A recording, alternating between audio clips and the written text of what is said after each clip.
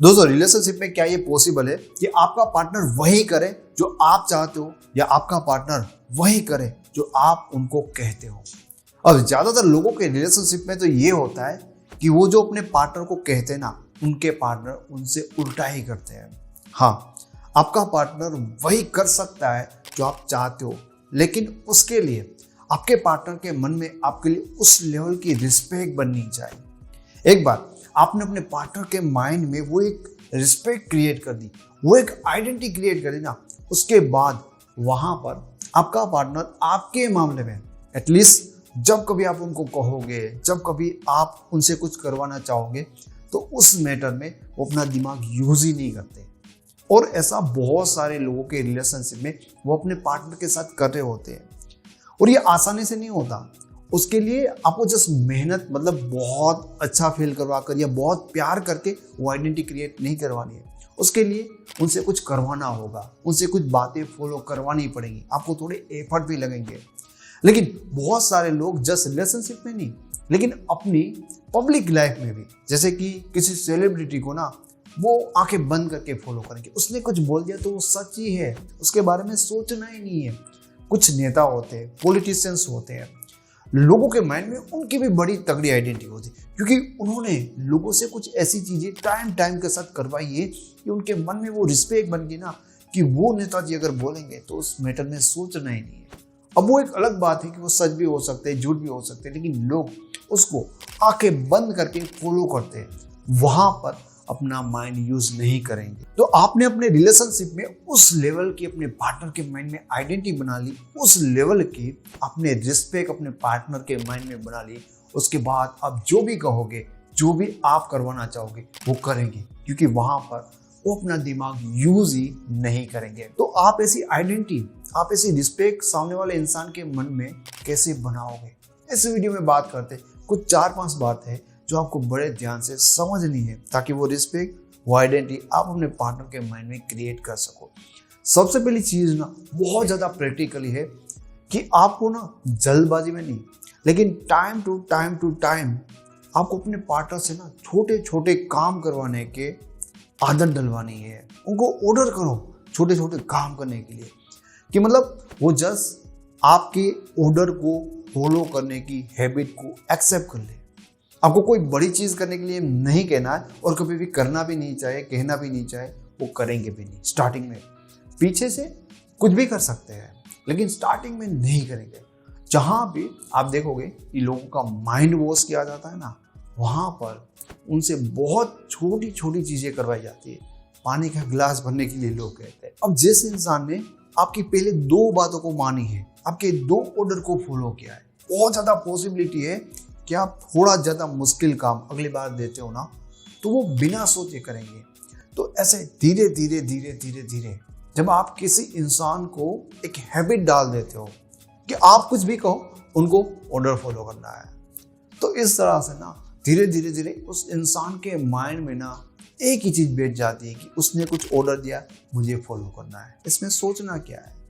तो हैबिट हो जाती है, और बहुत गंदी वाली हैबिट है जब लोग किसी को फॉलो करने लगते हैं ना, एक्चुअल में फिर वो क्या कह रहे हैं, वो सच है, झूठ है, मुझे करना चाहिए, नहीं करना चाहिए, वो सब सोचना स्किप कर देते। क्योंकि मैंने जो पहले बताया आपको कि फिर इंसान उस इंसान के बारे में अपना दिमाग यूज नहीं करता, दिमाग साइड हो जाता है। दूसरी जबरदस्त चीज कि उनके सारे के सारे सीक्रेट्स, उनकी पर्सनल लाइफ के उनके सीक्रेट्स रिवील करवा दो।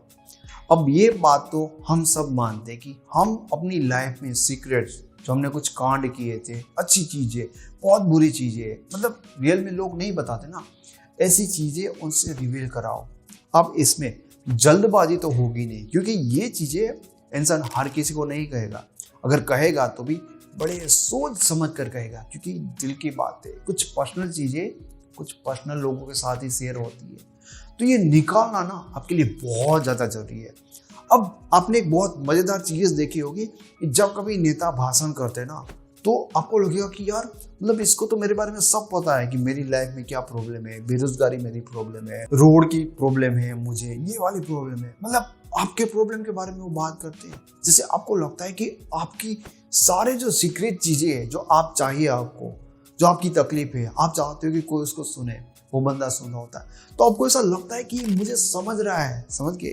तो यहाँ पर अगर आप सामने वाले को समझ नहीं पा रहे कि एग्जैक्टली उसकी लाइफ में क्या आ रहा है तो आप बता नहीं पाओगे।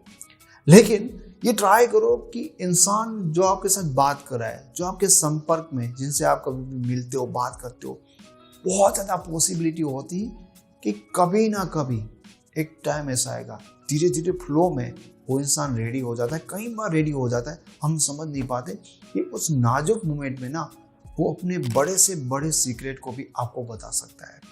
तो उनके साथ बात करो और मौका ढूंढो कि क्या मतलब ये इंसान अभी बोल सकता है। जैसे जैसे कोई इंसान आपको अपनी पर्सनल चीजें बता रहा है, अपना दुख बता रहा है, अपने कांड बता रहा है, सीक्रेट बता रहा है, मतलब कि वो इंसान धीरे धीरे धीरे धीरे आपके ऊपर ट्रस्ट करता जा रहा है। अब कई बार क्या होता है ना कि वो ट्रस्ट अभी नहीं किया होता है, वो ट्रस्ट कर नहीं रहा होता है, लेकिन फ्लो में धीरे धीरे धीरे वो आपको बताने लगता है। यानी जितना वो अपने सीक्रेट आपको बताएगा उतना वो आपके ऊपर ट्रस्ट करता जा रहा है। एक बार जो इंसान आपके सामने एकदम रिवील हो गया, मान लीजिए कि उस इंसान का आपने ट्रस्ट जीत लिया, तो हमेशा ट्राई करो, क्योंकि आसानी से कोई भी इंसान अपनी पर्सनल चीजें हर किसी को नहीं बताएगा, और जिस किसी को बताएगा या तो उसका खास होगा या बताने के बाद वो उसका खास बन ही जाएगा। तीसरी चीज कि उस इंसान को ना आपके ऊपर ट्रस्ट आए वैसे कुछ चीजें करो, मतलब ट्रस्ट को डेवलप करो एक्चुअल में उस इंसान में।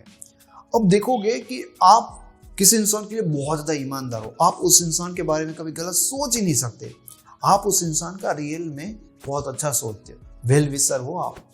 तो ये जब सामने वाला इंसान आपके बारे में सोचेगा ना, तो इसका मतलब ये कि बहुत ज़्यादा ट्रस्ट उस इंसान ने कर लिया है। आप ना उस इंसान के बारे में उनको बताओ कि आपको उस इंसान की सोच कितनी अच्छी लगती है। उनको बताओ यार तुम्हारी सोच है ना, आजकल ऐसे लोगों की सोच नहीं होती, तुम दूसरों से अलग हो। जब आप ये वर्ड यूज करोगे ना कि तुम दूसरों से अलग हो, तो सामने वाले इंसान को यही लगेगा कि यार कोई मुझे नहीं समझता, ये इंसान समझता है, क्योंकि वो खुद के बारे में यही सोच रहे होते ये पूरी दुनिया से वो अलग है। और लोगों की आज के टाइम में सबसे बड़ी फरियाद यही तो है कि कोई मुझे समझता नहीं, एंड आप कह रहे हो कि यार तुम सबसे अलग हो। मतलब उनको वो इंसान मिल गया यार जो उनको रियल में चाहिए था, सच्चा दोस्त, सच्चा बॉयफ्रेंड, सच्ची गर्लफ्रेंड। उस इंसान की सोच की तारीफ करो, उस इंसान के काम की तारीफ करो, उस इंसान के नजरिए की तारीफ करो कि यार तुम कितने मेहनती हो, तुम जो सोच रखते हो अपने जीवन के बारे में, लोगों के बारे में, वाकई में वो तारीफ के काबिल है। देखो ये सिर्फ उनके सामने करना जरूरी नहीं है, ये करोगे तो बहुत अच्छा लगेगा, लेकिन कोई ऐसा इंसान उनके सामने जाकर ना अपने इस इंसान की तारीफ कर दो जो उनको जाकर बताएगा। आपको वहां पर गारंटी है कि जाकर बोलेगा ही बोलेगा। उनको बताओ कि यार वो इंसान क्या इंसान है, देवता है, देवता हो। उनके बारे में आप क्या सोचते हो, ये तीसरे इंसान को बोल दो। ठीक है, आपको उस इंसान में क्या महसूस होता है, आपको वो इंसान क्यों अच्छा लगता है, ये सारी चीजें ना इस तीसरे इंसान को बता दो।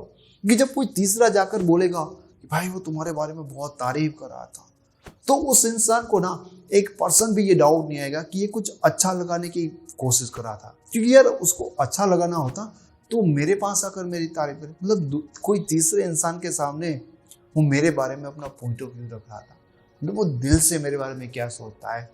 लोगों के मन में ये आपके बारे में आइडेंटिटी बनती है कि रियल में वो मेरे बारे में बहुत अच्छा सोचता है, रियल में वो बहुत अच्छा इंसान है, जो एक ही इंसान है जो मुझे समझता है। चौथी चीज, make mistake and ask for help. मतलब गलतियां करो यार अपनी लाइफ में और फिर उस इंसान के पास चले जाओ हेल्प मांगने के लिए।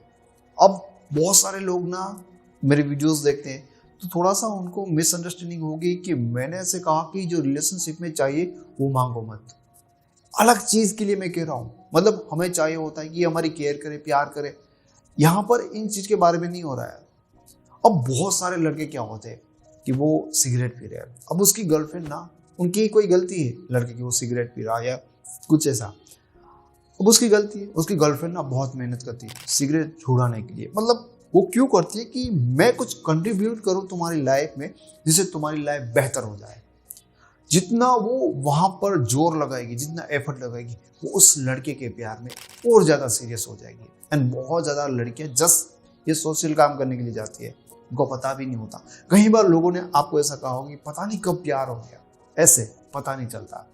अब बहुत सारे लोगों के साथ क्या होता है, ये तो बहुत कॉमन बात है, शायद कुछ लोगों ने एक्सपीरियंस भी किया होगा कि आपको कोई लड़की मिलती है, कोई लड़का मिलता है जिसका ब्रेकअप हुआ है, वो बंदा बहुत ज़्यादा दुखी है, आपके साथ बात कर रहा है, एंड जैसे आपके साथ बात कर रहे हैं ना, धीरे धीरे वो ठीक हो रहा है, आपको बहुत अच्छा लग रहा है कि किसी को मैंने ब्रेकअप के दर्द से निकाला आपको। और हर किसी को अच्छा लगता है ना जब आप किसी इंसान को इस तरह से हेल्प करो, उनके साथ बात करो, उनको कह रहे हो कि नहीं नहीं उसने तो छोड़ दिया, मतलब तुम में कोई कमी नहीं है, सामने वाला इंसान भी हील होता है।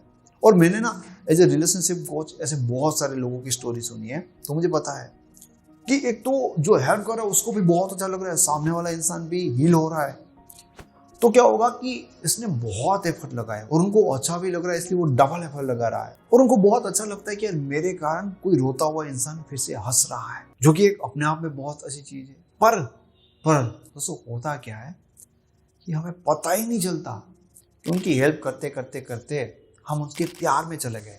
ये बहुत सारे लोगों को पता नहीं चलता कि कैसे, क्योंकि देखो आप बहुत सीरियस होकर किसी इंसान की हेल्प कर रहे हो, आप बहुत सीरियस होकर एफर्ट लगा रहे हो और आप चाहते हो कि रिजल्ट ऐसा है कि इंसान रोना छोड़ दे और हंसने लगे, समझो। और वो चीज़ हुई, जैसे आप बहुत ज़्यादा प्रभावित हुए और उसके कारण आपके लिए वो पर्सन, क्योंकि उसमें आपका टाइम, अपनी एफर्ट, अपना इमोशन भी धीरे धीरे इन्वेस्ट होने लगा।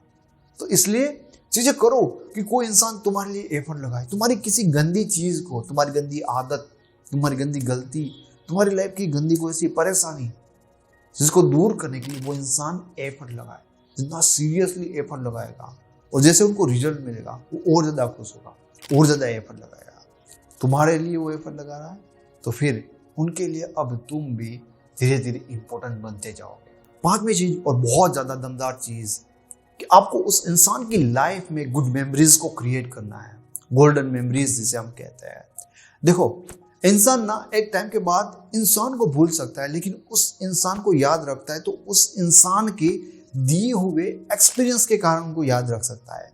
इन शॉर्ट कहूँ तो इंसान आपको भूल सकता है, लेकिन आपने उस इंसान को क्या मेमोरीज दी, क्या एक्सपीरियंस दिया, वो बहुत लंबे समय तक वो इंसान याद रखेगा।